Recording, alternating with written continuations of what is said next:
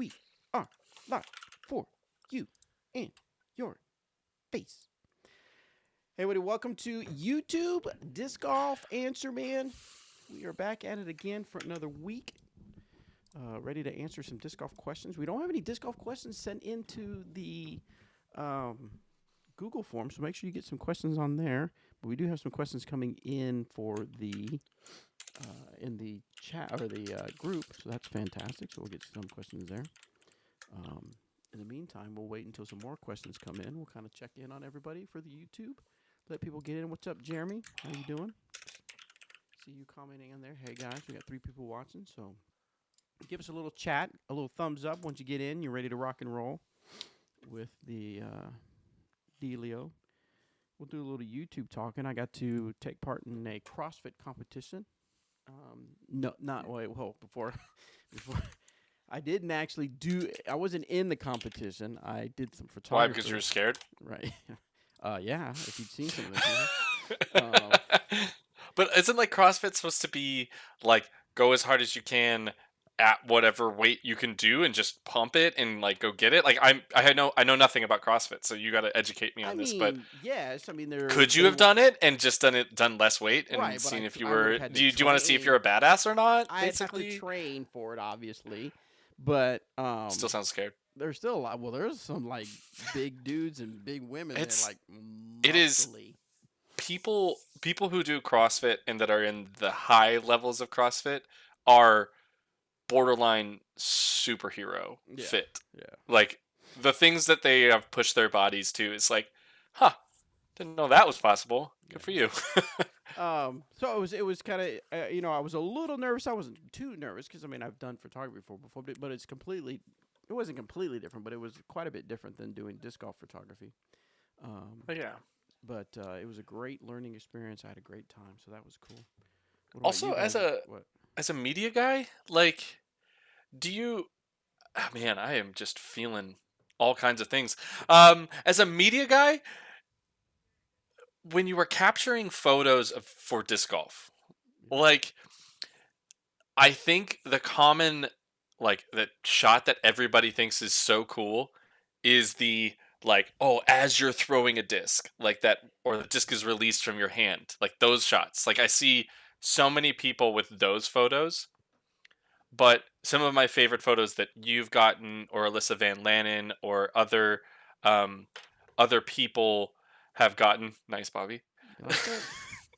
I hate the Apple mouse. It's so stinking sensitive to anything I do. And obviously, it's offended by you saying that. It's so sensitive. Yeah, it's offended.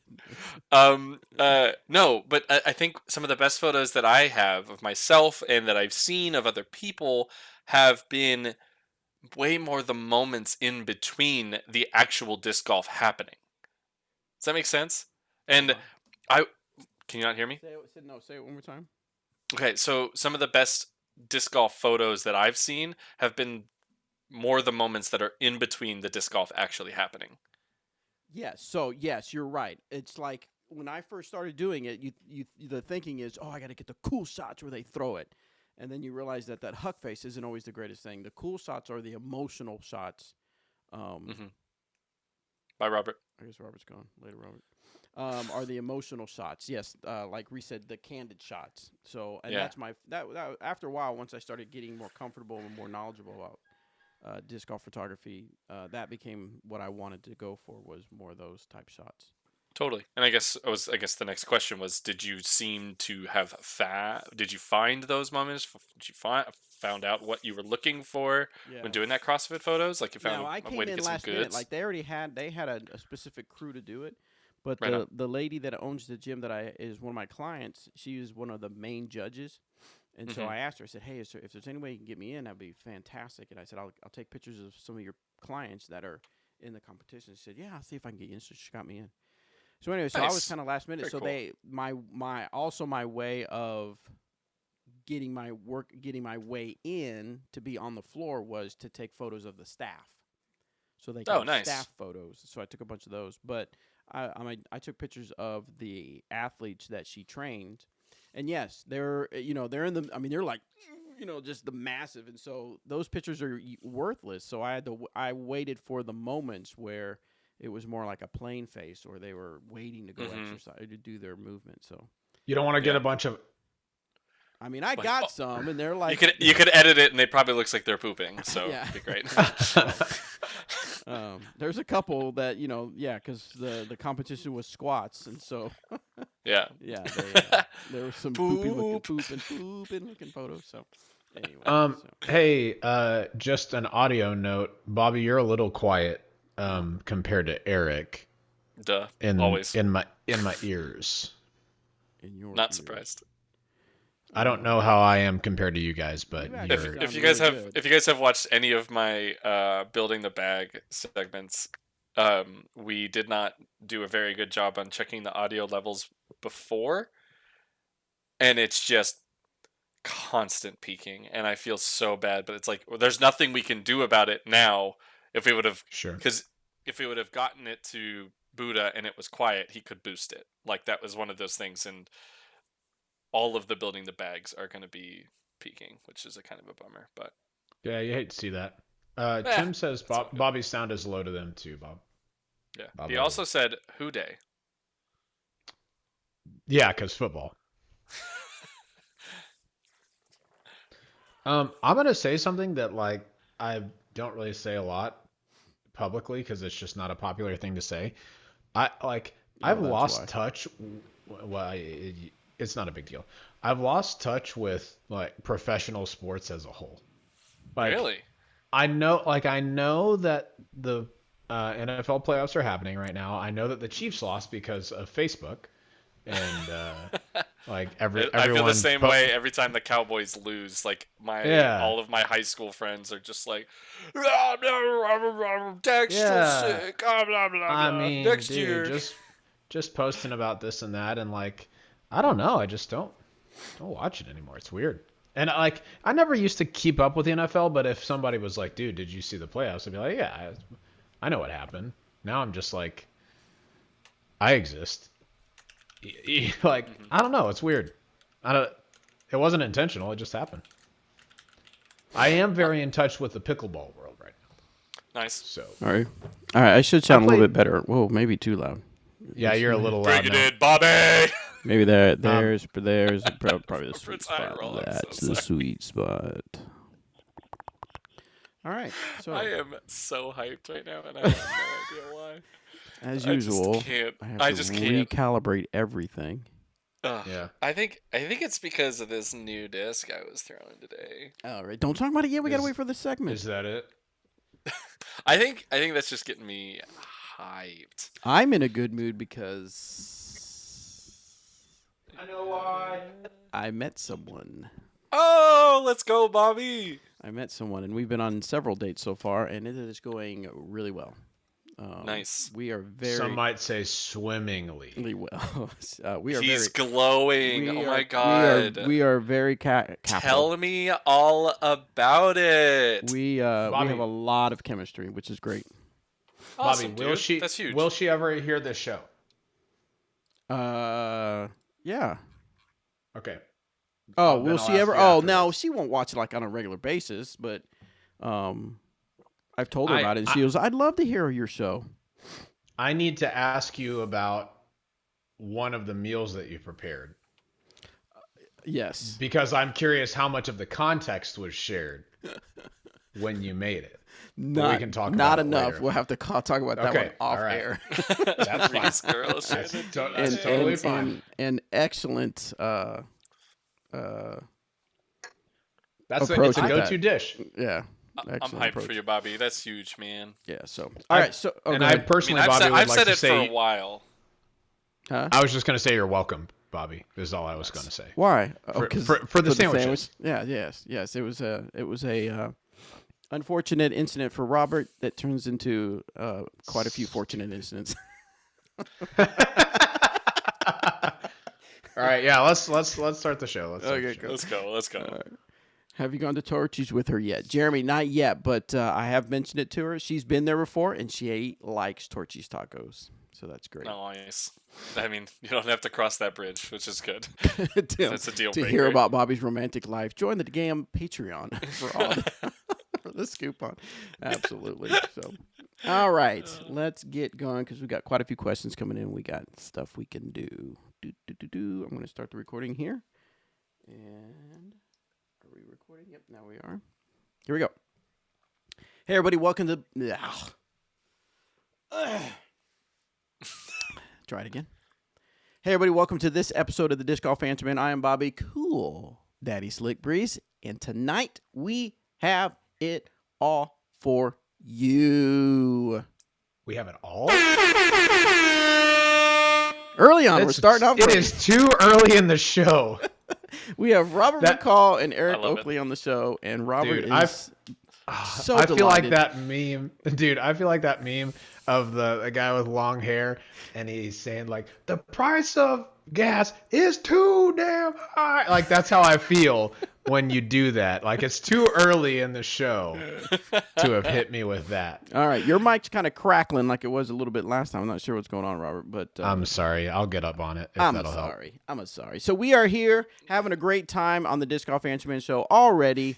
We're yes, so we're live on the YouTubes. We got several folks watching us. Thank you, so guys, so much. Give us a thumbs up if you're enjoying the show so far. Let's see. What do we got going on? Let's see. I did a little CrossFit competition. Did some photography at a CrossFit competition over the weekend, so I got to do that. But I did. Sunday was a high of 67, something like that. So after the CrossFit competition on Sunday, I went and picked up Eli and I played some disc golf, and it was awesome. Nice. Went out to the Mac Taylor course here in Sperry, Oklahoma. They only have 10 holes, so we got 10 holes in, which is great. But we threw 2 discs on each hole, so I had a really good time.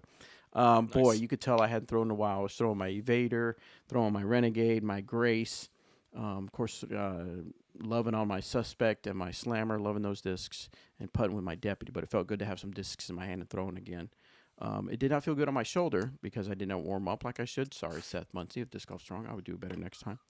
But I had a fantastic time. And I'm telling you, little Eli, he can flick that disc. He can throw so good. Man, so impressed with that. Love to see it. All right, well, so what did you guys do? Did you guys get to do anything fun over the weekend? Well, boy, Better. you go first. Okay. I played pickleball 3 times this weekend. Nice. Nice. It was great. I'm very tired and sore. And like for all you guys listening who are like, you just played pickleball, how can you get sore? It's because I try hard. Okay, I'm a hustler. I work hard at whatever I do, specifically if it's athletic, and so I get tired and sore and stuff. But for one of the games that we played it where if you hit it into the net, you have to do 5 push-ups, and Pass. that made it a lot more interesting. I did 20 the first game, so I hit it in the net 4 times. But on top of all the pickleball playing, I am now very sore in this area. What was the point of that? Just for you to not hit it in the net, because if you hit it in the net, point's over. Okay. If you hit it too high, at least they have to hit another ball. But if you hit it in the net, point's over. So it was really fun. And I've been doing some more, push-ups and a little bit of active stuff. I haven't been getting in the gym because work is a little crazy right now. But been getting in shape. I still haven't drank Dr. Pepper since the beginning of the year. That's good. Thank you. So I'm slimming down a little, but those push-ups specifically, they hurt. I do not feel great right this second. Gotcha. But it is what it is. And it was a good pickleball weekend. What about you, Eric? What'd you do? This past weekend, played some disc golf. We had a little cold snap through Pensacola, which is like, yeah, I know it's terrible everywhere in the world, but it is like, but was to the point where it was like, you had to wear your long 20s sleeve at night. T-shirt. Oh, that sucks. No, it was like, it was in the 40s. I put on taller socks. Yes, whatever. It was not great for what we're used to, and it was also at the temperature where you're like, do I really want to play disc golf in this? It's like when it's like high 30s, low 40s, you're just like, am I going to do this to myself? Do I need this? And I kept saying, yes, I do. Because there's going to be an event. Vegas has the opportunity. We've seen snow at Jonesboro where getting used to playing in that type of weather is going to be good. I also worked on um, finalizing a layout for the University of Western Florida, UWF, for the doubles event I have this upcoming weekend. It's called the Yopen, uh, The the E open? Open, if you will. So Eopen, Yopen, Yes, thank you. Appreciate. Yeah, thank you. and we have a specific layout for the event. Are you So proud of yourself? Yeah. very, very. Sometime when you have free Look at time, I this want you to go distinguished back and look at gentleman. my face while you talked about that. Look at this And distinguished specifically gentleman said Yopen. using the proper English. It's so good though. Oh, but so we did that. In the course is going to be awesome. There's a couple holes that we've come up with some better ideas for the future. Michael Morgan, who is like the course designer and everything, is such a great. I don't know. He's just so excited about it, and he wants to do more. And there's the potential for another course or more holes to be added to the UWF layout that could potentially bring a bigger event there. Um, Yopion. I love that one. Thank you, TM.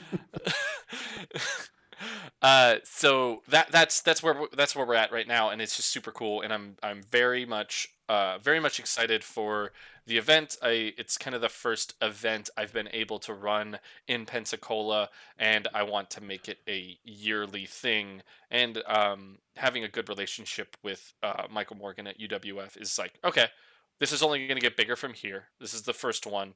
We'll plan for it to be even better the next year. Whether that's the course getting better and or whether that's making a bigger event where it can be, a bigger buy-in with bigger players packs and or other things to make and get more money in. But basically, what we decided was you're going to have 100% of what goes in is going to be paid out, since because it's not a sanctioning.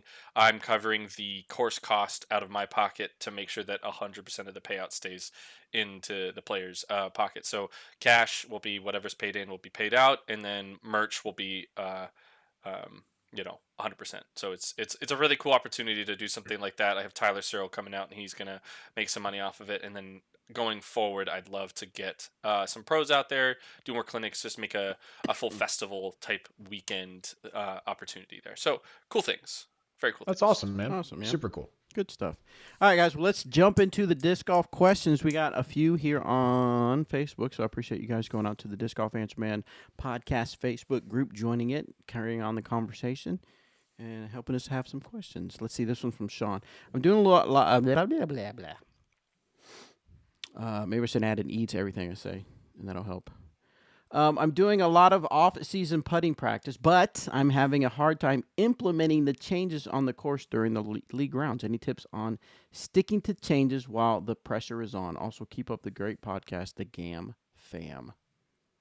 I have actually been dealing with this Oh, a lot lately. Whenever I've been going out and try to play some more actual rounds where I'm playing one shot and getting into a rhythm of what that feels like as as the tour approaches, and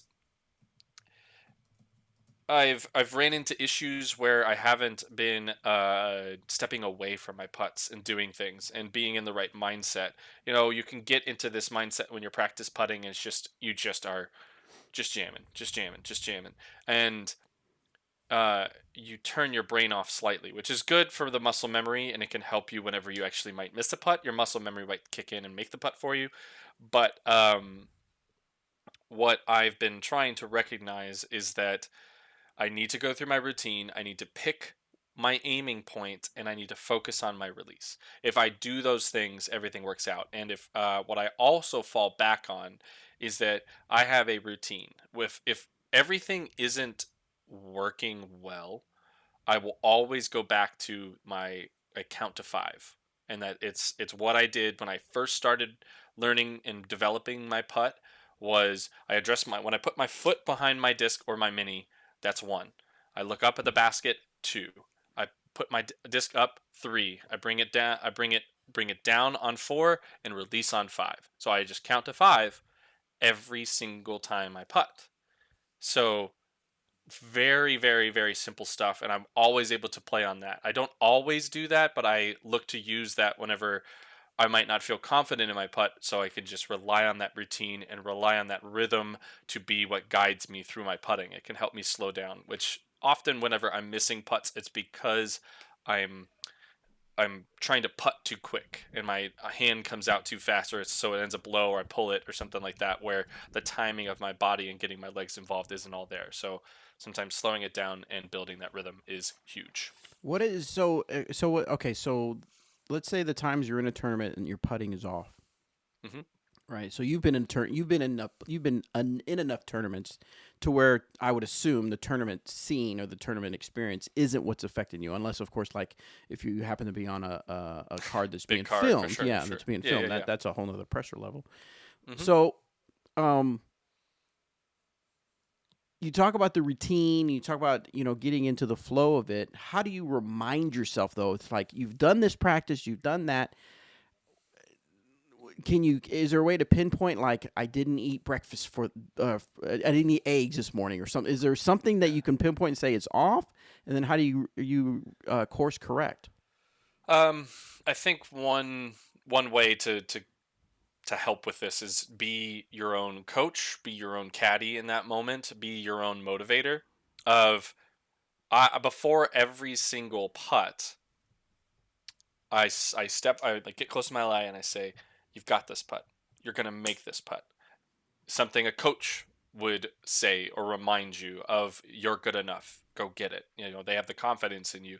You don't have that when we're playing disc golf. It's usually just you in the course in most situations. So that's something that I like to do. And then I have a couple other things that I say. It's like focus and finish is one thing, because focus means put my eyes on the spot that I'm trying to aim at, focus on that, and finish means finish the freaking putt. Sorry, I almost dropped it there, because it's one of those things is I hate when I do and then my hand is just like looking at and then I look at my hand, I'm like, what are you doing? And I get so frustrated. I think it's like the most frustrating whenever I know that I could have done the simplest thing and I make the putt. And it's not just like, oh, I just missed it because of a bad routine. It's just I didn't finish my putt. Because if you get to that point where you focus and finish your putts, it's going to be really, really good in the long run. And again, be confident. Even if you miss that putt, a putt before, and you're not feeling very good, you've made probably more putts than you've missed. And if not, you've made the distance of putt that you now are going up to. You've made that putt before in your time of practicing. At some point, you have made that putt. Just go do it again. I would really like to see my lifetime stats on if I have made more putts than I've missed. I mean, that's say, yeah. How many times have you gone out and practice putted and just thrown 20 footers? That brings the average way up. Yeah, all right. I'm with you. And for almost every single miss putt in disc golf, you have to make a putt, even if it's a drop in on the comeback. You usually make the next one. Yeah, all right. I'm with you on that. So yeah, if you ever one putt, then you're stacking the odds in your favor. I'm with you. Going up. I was just, when you said that, I was like, huh, that's interesting. So for Sean's question, he said he's having a hard time implementing the changes on the course during league rounds. What I would say for that is you need to remember why you're making a change. I would assume that you're making a change because you think it's going to be better. And if that's the case, you can practice putt all you want to, and you should. You should practice putt a lot. But you only have so many opportunities to use that new putt in a pressure-filled situation that, I mean, it's not super high stakes. I mean, it's a league. Would you rather practice that now or at your next sanctioned event, at the next B tier you go to, at the next A tier you go to? That. Dude, get those reps in now. Like, this is pickleball and disc golf are not the same thing, but they share some aspects. One of the guys I was playing with last night, we were messing around with some stuff. He's like, dude, hit that shot. It doesn't matter. Like what we are doing right now does not matter. It's competitive, but we could lose all of these games and who cares? We're not playing in a tournament. But I want to be able to do that now so that when I get to a tournament, those good habits are ingrained in me. Like I've tried the stuff that I needed to try and like that's stupid. Oh, that's helpful. Use that time to practice. Don't fall back on your old stuff just because it's hard. If you're changing, it's because you know it's better. Use this opportunity to get better. I love that so much. I love Put that me in, coach. so much. Put me in. Dude, another part is like why is it okay sometimes to hit first available tree? Because you need to learn what happened to cause that. Was it and you can easily dissect as you can be your own swing coach at that point. So I absolutely love that. To try it. What's the harm? And do it in the places that it's not going to have as much harm, so you know that you're getting it out and preparing yourself for the pressure situations. Heck All yeah. right. Next one comes from Ben Davidson. He just wants to know, is that good? Oh, it's good. All right. He also wants to know, when is Eric coming to Ohio to meet the guys of the Understable podcast he did recently, and me, of course? Actually, I'm gonna pull up my schedule because that is a great question. At the current state of things, I will be there for Idlewild. Um, I could see, depending on how U.S. Women's goes, I actually would love to do something with Hazy Shade in Dayton, Ohio. Again, they have been one of my biggest supporters of just everything that I get to do on disc golf. I always see them like they bought Wardions, they bought Felons, they're purchasing Exodus, they're purchasing everything that has come out. And being a disc golf shop, you kind of have to do that.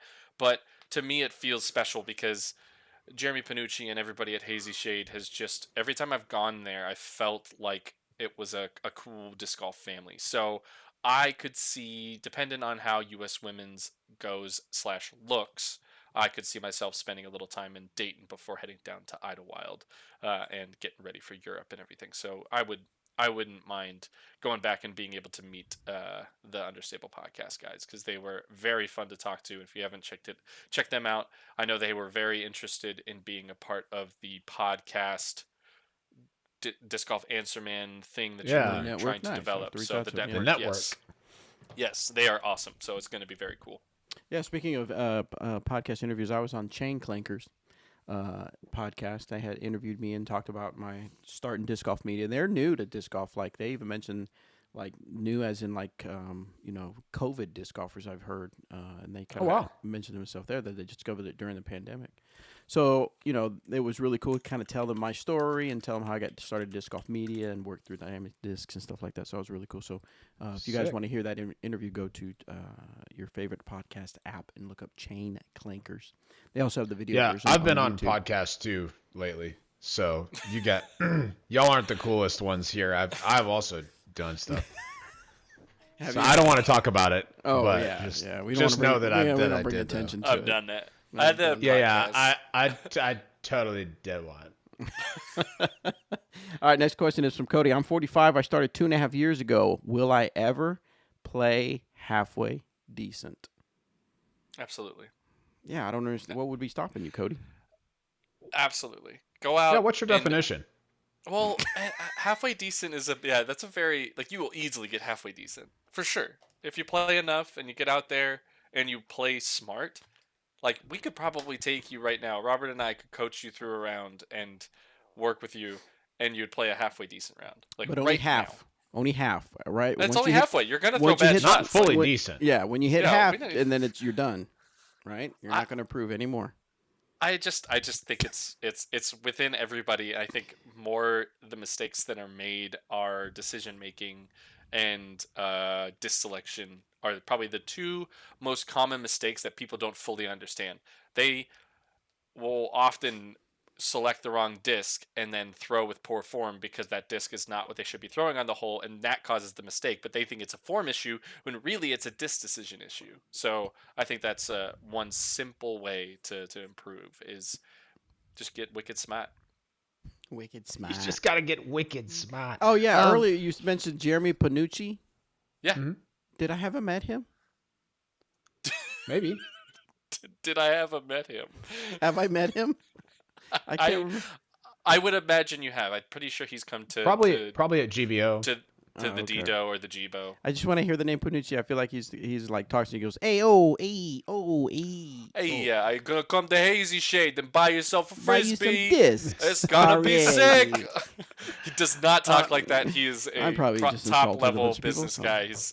He's an absolute champion. If he ever said those things to me, I would probably buy almost every single disc in his shop.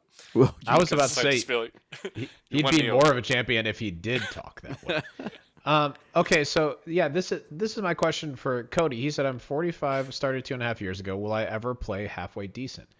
It really depends on your definition, right? Mm-hmm. If your definition is, are you gonna get to be, 950 rated? You're gonna have to work pretty hard at it. But if halfway decent means, are you going to go to a local league and be competitive in your division? Sure. It's entirely up to you what you feel like is decent, right? Mm-hmm. Like when I go play golf, I know I'm not going to shoot under par, but I can go try and score in the 80s, like sometimes get in the 70s, or I mean used to, not anymore. So it's entirely based upon your expectations, and I think it's important for you to be realistic with where you are physically, what you can learn, and then make the best decisions that you can to get the best score that you can, if that's what's important to you. If what's more important to you is going out with your buddies and having a good time, then score shouldn't be that relevant. But if score is important to you, Eric's exactly right, and I think that those are two of the most overlooked things is just decision making and disc selection. You improve on those, make it so it's not an ego thing for you. Like, you don't have to throw the most overstable stuff, you don't have to throw the fastest stuff. Throw whatever works for you and just ride that wave. Like, I used to have a beast that was about the only disc I could throw straight. And so, like, it didn't matter what the hole was, I was throwing a beast. It could be 200 feet, it could be 500 feet, it didn't matter. And I started scoring better because, what do you know, I was throwing consistently. So it's entirely up to your definition, but yes, you can improve for sure if you're intentional about making good decisions and picking the right disc. Yep. Yes. good answer. Thank you so much, very much for that. Thank you. Input. Hey, good answer. That's a good answer. That's a good answer. Did you see? Please tell me you You guys guys- saw Chaser and Yes. TM. Hey, I'm putting Hey, here. betting over here. So good, so good. They're all All right, Italian Jo- plastic. Dude. Joshua's got a everything good Discmania. question. He's got a good question on the Facebook group. He says, "Why do people hate the 2-meter rule so much?" Okay, Nice. I love this because. Do you want to go first, Robert? Because I'll be long-winded. Wait, you? No. I actually wait. like it. I really think they should put it in all tournaments. All right, Bobby. I'm gonna change. your Don't mind say on that. You don't say that. Hey, you don't say that. I'm Yeah. gonna run for the board of PDGA, and that's gonna be my platform. Yeah, and I will not vote for More you. 2 Plus meter my rule. vote immediately. Dude, I want the 3-meter rule. I want the 1.5 meter rule. Rule, yeah. Okay, so people don't like the 2 meter rule because it's kind of fluky. It's you could throw the exact same shot as, like, Eric and I could throw the same shot up over the trees, or honestly, maybe we just miss a little bit high, and it could enter the same tree at the same speed in the same spot, and one of them could be stuck up above 2 meters, and the other could go straight through or drop down, and one I feel like is unjustly punished. That's why I don't like the 2 meter rule. Now, I absolutely hate when we're playing courses that, are intended to play through the woods, like our tight woods, but there's dumb thumber gaps. On those courses, I'll play 2 meter rule just because I think those thumber guys take the fun out of the game sometimes.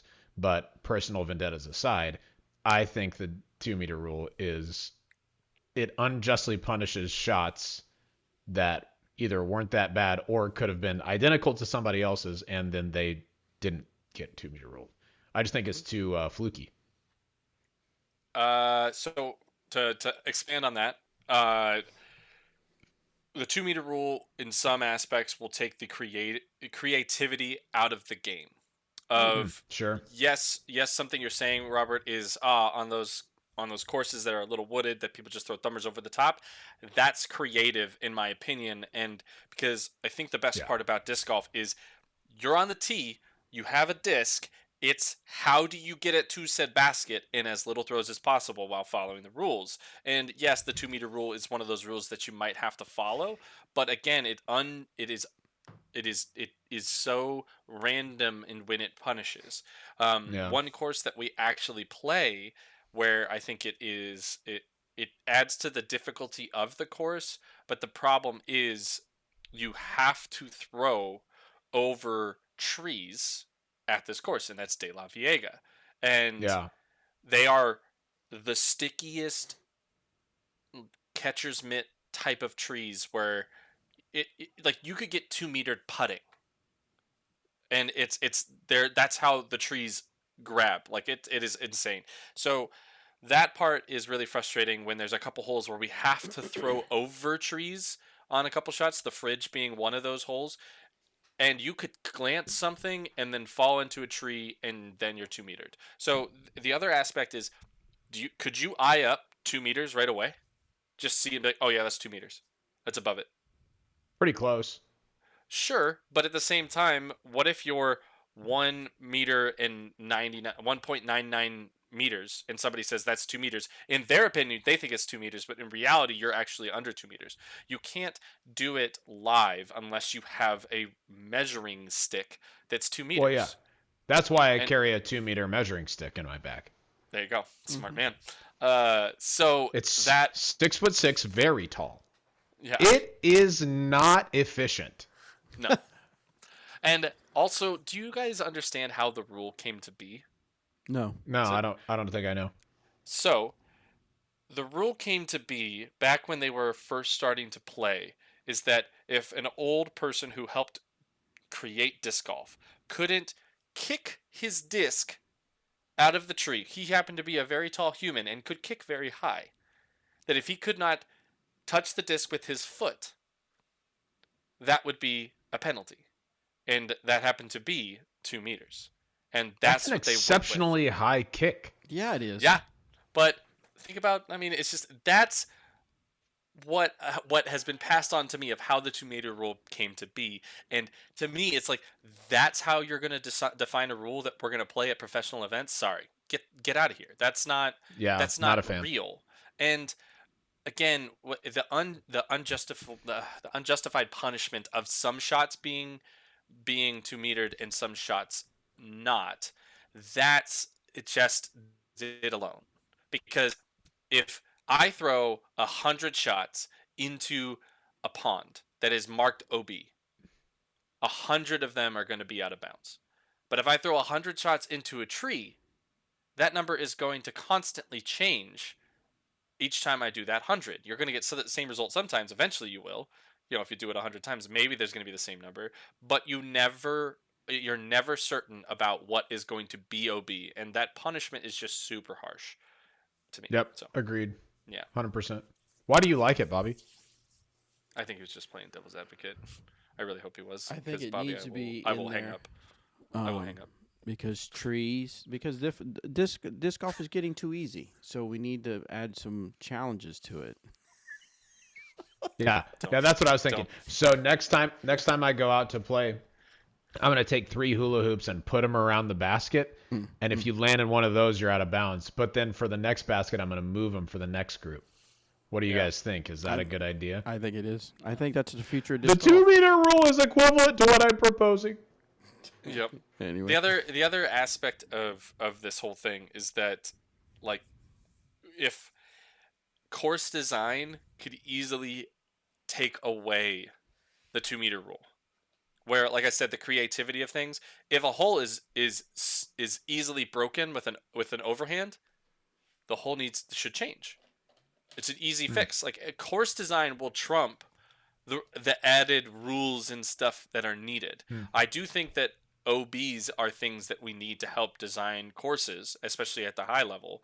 But that is, but again, I think course design is going to be the thing that will solve the issues of putting being too easy, the 2 meter rule being needed, and so many other things in our sport. But we need to have the properties and the opportunities and the designers who can actually push it to that level. I mean, I think we can all agree on what Jeremy said in the chat, though, which was there needs to be more mozzarella sticks on courses. Absolutely. Let's do it. I love it. I love that idea. They are my favorite. It just makes no sense. Can we do cheddar? What about cheddar poppers? I mean, Yeah, jalapeno no, I mean, papas? Yeah, it'd be look. pretty sick. Are we setting up snack stations? If so, I'm interested. Yeah, I'm I very want interested. onion rings. Onion rings. Onion rings. Next question comes from TJ. Chips This and queso, question: thank you. if Bobby has bagged any new non-trilogy disc, and if so, what ones? If not, what molds are you wanting to try out? I have not bagged any new discs. I need to send you a box, Bobby. Gosh, Yes, you do. I need Yeah, to. I'm waiting. No, I mean it's been cold here, and of course I had COVID for a while, so I wasn't getting out doing much of anything. So Thanks for your generous offer. I'm waiting. So yeah, I should get a box for both of you guys. It would I be don't. worth I don't it. know. I don't. Honestly, I don't know that there's anything. I mean, anything that I just really, really want to try. I think the biggest. I think what was it? Was it the Shrike? No. What was the one? What did the Shrike throw at? I'll get you a Pharaoh. I'll get you a Pharaoh, and you'll fall in love with it. Okay. Yeah. Yeah, I'm open to just about anything. The Pharaoh is very similar to a Shrike, and Okay. it's dope. All right, cool. And it's a way cooler name.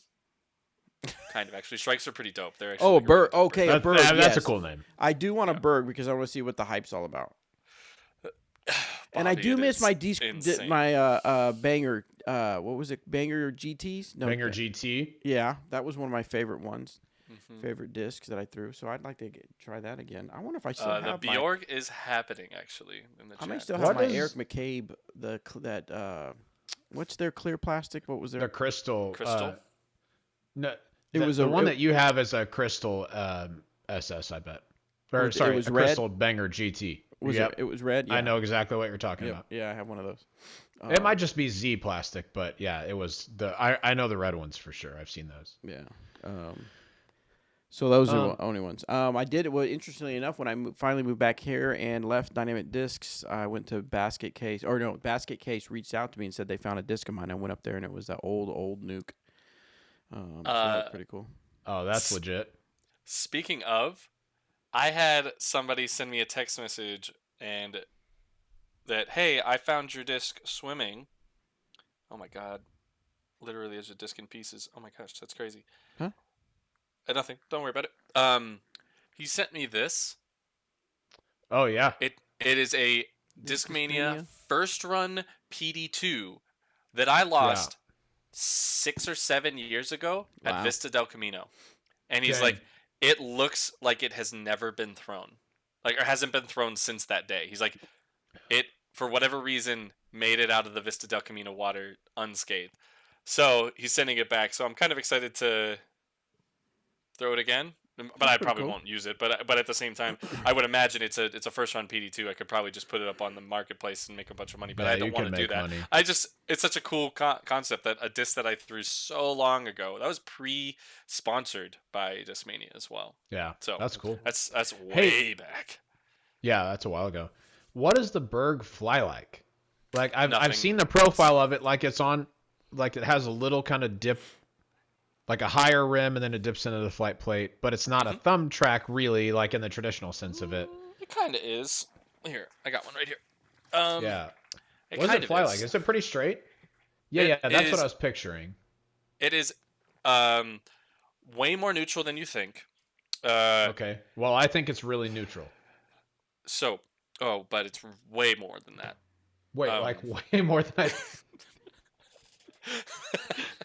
What? Okay, cool. Like way more Cool. neutral. No, So- like way more than you think. Yeah, way more than that. Way more Whatever neutral. you're thinking. Way No, I mean, more. you're kind of like you're It's really, you're more. like No, you're right in the now. middle, Stop. but I need Stop. you to be like, Stop and think how neutral you think it is right now. You got it in Way your more. mind? It's Way more. literally way more. Way more. way more than that. Way more. Okay, anyway, go ahead. So the craziest thing about the Berg is that it you'll throw it, and you'll throw it really hard, and I will rip it hard and flat at a basket, and people will say, "Oh, get down." And I'm like, "It's not even going to get there. It's not even going to get to the basket." And it's flying fast, fast, fast, fast, fast, and it just drops. It Huh. drops like this. It does not hyzer out. It drops. Unless you throw it actually on hyzer, it will hyzer. So that's interesting. Like the idea of something having low speed, less glide. Like we always mhm. talk about low speed fade, high speed turn, all that stuff. It sounds like the glide decreases as the speed slows. Is that right? Yeah. Yes, I would encourage you to go watch. One of them's going live tomorrow, but throwing putters and putting putters, or throwing putters and approach discs of my building the bag series. I throw the berg multiple times, and in that video, and if you go watch, I have one on my Instagram of me throwing a berg. The hole is Oh, I two have seen that. Yeah, two I've sixty, seen two that seventy, one. and I throw that thing as hard as I possibly can, and it doesn't But even get there. but why? But why? Because you're not strong enough? But Dude, why? I honestly, I think the world record for throwing a berg is probably in the realm of 350 feet. Sick. Okay. And I'm not even kidding. Like, give this thing to Eagle or Garrett or somebody, and they will struggle to push it past 350. Hmm. Wow, yeah, I need to try it. Someone said Stokely is putting with them, so he won't go past the basket if he misses. There are times where I'm using it on like some pitch out shots where, like I don't need to glide it. I just want to pop it out. The one thing that was really difficult to learn with it was throwing it with touch. Like, Hmm. I've started to recognize, because usually if I touch an alpaca like smooth, it'll glide there. Right. I have to throw my approaches or touch approaches with a little more snap than I would if I'm when I'm throwing the berg. And I've been Hmm. trying it more because it's a shot that I want to have, so I can be confident and I can start to understand the distances of when I should be throwing a berg. And then I'm kind of leaving everything outside of that, unless I need the glide, to be an alpaca. So the alpaca will be an easy, effortless thing to make work, where the berg will kind of handle a lot more because it's so good. And if I'm throwing a berg, I shouldn't be putting, kind of situation. Oh, It sure. should put Like me to that it spot should to it where, should be in yeah, it should be inside 15. yes, Okay. exactly. It's Well, one I of mean, those things that's hard to throw it just long. go ahead and send me one of those. I will Did you see I'll the text work as message? Go check your I text. did. Yeah, yeah, yeah. Send me one of those. Then I'll practice with it, and then when I see you, whenever it is, we'll Yeah. do a berg off. Have you ever thrown a Guaranteed polecat? victory from me, by the way. Doubt it. Yeah, Have you ever no, thrown a no, no. polecat? Just because of my competitive nature, not because of any skill. You will I, lose. I have the will to win. You will lose. But Okay, have no, you thrown you're a probably polecat? right. I mean, it's been years. Do you remember how slow that flew? Yeah. Is it like So that? think about how slow it flies. The berg flies at the same speed, but where the polecat glides to a finish, the berg drops out of the air. Huh. Interesting. Yep. All And right, I dig it. the berg is more torque resistant than a polecat too. Dude, I'm gonna tell you a disc that I mean we're a little bit off the beaten path right now. Oh no, this is non-trilogy discs. It's just not Bobby's non-trilogy discs. Um, so in your face, Bobby. Uh, so I went when I was in Waco last year. I stayed up there with Miles Seaborn. I was throwing some of his stuff, his old Discraft stuff. He brought a box up for me to look through, and I was looking through it, and in there is a Champion Classic Rock. Which, if you knew me pre-Dynamic Discs, I threw Champion Classic Rocks religiously. Um, Nice. for any type of approach, you name it, it was my go-to. Now you can't find one in even decent condition for less than like 125. Really? Truly, they are so expensive because they are indestructible and, in my opinion, like the perfect stability for what an approach disc should be. Um, and so yeah, it has more glide than the Berg sounds like for sure, but it's not like a putter. It's like that true kind of approach tweener disc, and it is amazing. They are wonderful. So anyway, Nice. I'll bring my classic rock. You play with your Berg. I can't throw mine farther than probably 300 anyway, just because I'm weak. I would. But If you give me the opportunity, I'll let you pick one more. I'll go Berg Polecat, and I know I'll beat you. So okay. Well, let's go to. Let me think. Let's go to Jonesboro, and okay, I'll take Destroyer and, okay. and a classic rock, and then I'll win. I still feel like I have a chance. Like legit, I'm in. Eric, Bring it. if you can't throw the Berg over 300 feet, I But will. I I can will throw a hopefully. polecat. I Oh, can that's throw a fair. polecat. That's fair. All right. I just gotta go We super do. glidey. Dude, Sometime we need to get some challenges going because, like, I I haven't am played disc golf so in a down. long time, and I am in favor of competing for the sake of competing, Bring it regardless of on. if I have a chance. Bring it on, dude. I think. I love it. Man. There's an outside chance. I might just be going straight up to DFW, but outside chance that I might try and go to Austin before Waco. I haven't figured that Hmm. out yet, but I want to go to Austin and maybe we do a little film for the Holler at your lulz and boy. we do it. I'll be here. We gotta go play Roy G. You're gonna be Roy G. sick Biv? that day most likely. So Sick from work.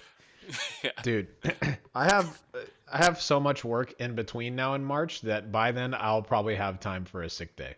I think. nice. Let's go, dude. Let's make it happen. Yep. Ha, I'm ha, in. ha, ha. And the DGAM crew would love that. We could even if you know Bobby pays the editor, we could throw it on the DGAM channel to hype it up. What is your guy's favorite underrated disc? Sam wants to know. Oh, Champion Classic Rock. But I'm not joking. I'm not joking. If Dark Classic Rocks were out right now, I promise you I would buy 10. I promise you. Like, I would prefer them to be champion, like the old champion ones, like the old, like KC Pro era, that plastic champion. But that's just never going to happen. Like, that plastic doesn't exist anymore. It's too durable and too wonderful. Since that doesn't exist, give me flat star classic rocks. I promise you I'll buy 10. And I think it is one of the best approach discs out there. Like, it's not as stable as a zone or overstable as a zone, but it has more bite than most putters and just feels really comfortable in your hand. So I just I'm not eBayed kidding. classic rocks, and it's kind of absurd. I am telling you, I could go sell the one I have in my bag right now because it has minimal ink and looks good. I promise you, I could get $150 for it, probably Yeah. more. And Innova Glow. it's not in great shape. I mean, do you want this red one, 167 Jelly Bean, brand new, $230? Are you Oh kidding me? yeah, For real? that's I'm I'm not not kidding, dude. That's real. And the problem is you can't find them at a reasonable weight either. Yeah. So, not 176 joking. pre-owned. If somebody finds a classic rock and you feel like you want to get rid of it, either for charity or cut me a deal, reach out to me on Facebook. I promise you we can make a deal on it. Are you As long weight as it's shaming? under $100. Are you weight shaming right now? I am. I'm 100. You can find one at a decent weight. That's right. Uh, Look. Some of us are weightists. Okay, Love it. and that's me. Weightist. What about you, Eric? What's an underrated disc that you would want people to try out? I mean, so the Berg has its own gang. Polecat has its own gang. So I feel like those aren't as underrated. They're just not liked by people, but then loved by so many that people aren't willing to admit that they love those two discs. So I'm gonna exclude those because those are two easy contenders, right? Um, Underrated disc in my bag. Man, let me think. I would probably say the Claymore is probably the most underrated disc and has been the most underrated disc in my bag for a very long time. Because what most people think a Claymore is used for is not what I use it for. Robert has seen me throw it. You've probably seen me throw it, Bobby. It's like Yeah. I do some touchy, spinny, sidearm, techie beautifulness. So, I've never seen you throw a disc. that's fair. Same. So to me, I feel like the Claymore is that disc that the closest thing I've had to it was an S-Line MD2 back in the day, Fiend stamped, kind of on the flatter side, and I had some of the flatter C Are you flat lines as shaming? well. Oh, I I am. was gonna say we're back Are to you we're dome back to shaming? flat shaming. I'm Are you domist. dome shaming?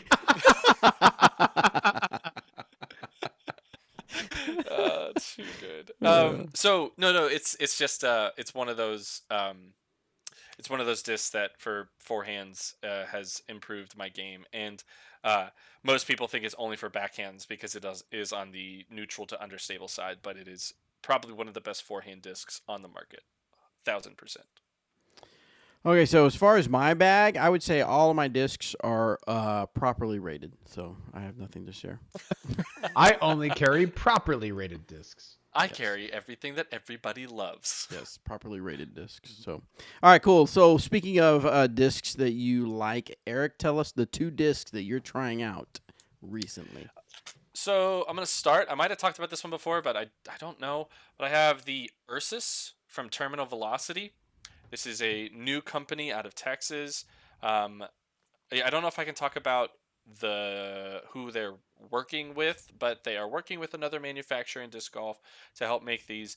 And this disc is uh, basically it's a glidier Justice, or it's like a beat up Justice. So basically, I was able to say, oh, the Justice I've had in my bag for 4 years that I absolutely love and would be terrified if I ever replaced it, I got it brand new. I got Nice. it right away out of the box, and it feels very similar. I'm able to push it over on some backhands. I'm able to force it over on forehands. I'm able to hyzer it, pop it on some approaches. Um, and I'm pretty much doing the exact same things with it. So I've been testing it, alongside the Zone and my Justice, and I am pleasantly surprised with how awesome the Terminal Velocity Ursus has been, and I think it's a heavy contender for something that might make my bag going Very cool. forward. Nice. So very cool. And then I have this new disc, which What is that? What I is mean, that? if you did a Who little bit of is it? research Who on is it? if you did a little bit of research on the PIDGA website, you would be able to find it out The very who? fast. The PIDGA? Putiga. Oh, PIDGA. You could find out the name of it, but I'm not going to say it. We are going to drop a teaser video on Wednesday so you guys can check out the flight. I will be filming a quick review on this. It is in Swirly S blend and in I blend plastic. It's incredibly good. Um, I mean, you're going to be able to control this driver to the exact distance you're looking for, kind of thing. It's like amazing on backhand, very good on forehand. It's not overstable. I will tell you that. It is a very straight flying. Bobby and Robert got to watch. I sent them the video, and it is a really good disc. It's going to be a 9-speed, and it is fantastic. So Oh, this I'm to interested. give you guys an idea, it will basically be replacing a lot of the straighter felons that I had in my bag, even replacing some of the flippier felons that I have. You can send some of Sweet. those too. My way also. It's awesome. I'm so pumped, and I cannot thank Infinite and Innova for helping make this an opportunity, because I am ecstatic, to say Nice. the least. Yeah. I mean, I think I speak for Bobby here when I say we're waiting. Yeah, we're waiting. I know you said you didn't want to spoil the name, but I just wanted to tell everyone officially it's called the Polecat Pro. Yeah. So just go ahead and stamp them. Hit him up. You're, God, yeah. and legit, have you guys heard about Halo Polecats? Like the whole running. Mm, Bobby, do you know about this? Mm-mm.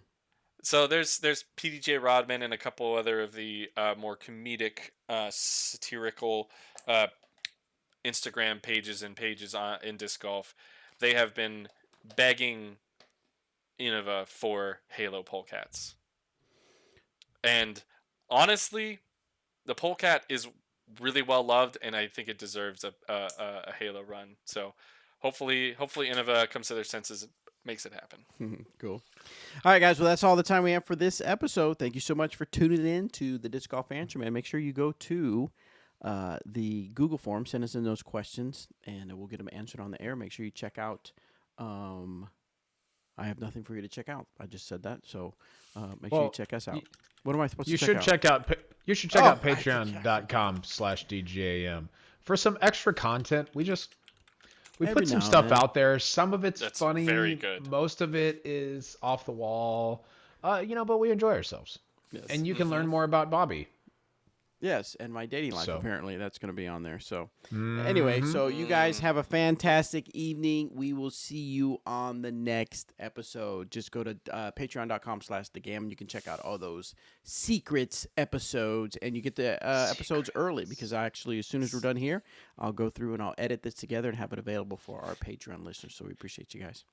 See you guys. Bye.